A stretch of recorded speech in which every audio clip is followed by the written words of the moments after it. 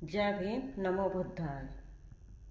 बुद्ध की शिक्षाएं केवल शब्द ही नहीं हैं, बल्कि इतनी गहरी हैं और मनोवैज्ञानिक और सत्य पर आधारित हैं।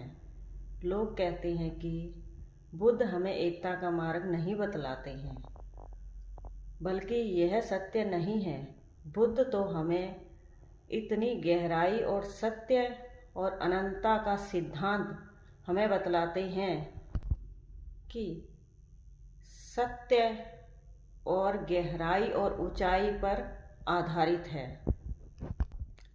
एक विचार तो हमें खुद को खुद से जोड़ने की बात करता है, लेकिन बुद्ध ने सिखलाया है कि जब तक मैं का भ्रम हमारे अंदर रहेगा, तब तक सत्य का मार्ग हमें नहीं पता चल पाएगा और इसी वजह से जुड़ाव और दुख का कारण बना ही रहेगा। अनंत का अर्थ इतना गहरा है कि हम उसको इतनी आसानी से नहीं समझ पाते हैं। हम किसी भी सीमा में बंधे हुए उससे खुद को अलग नहीं कर पाते हैं। इसी वजह से हम अंतर संबंधों के जाल का एक हिस्सा बने हुए हैं। धम्म चक्र प्रवर्तन सूत्र का अर्थ है, सीधा सा अर्थ है कि दुख का मुक्ति का एक ब्लूप्रिंट है। करुणा कोई एहसान नहीं है, यह तो बोध होने का एक परिणाम है।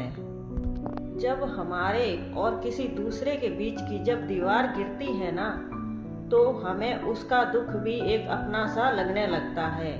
यह एक करुणा का भाव ही होता है।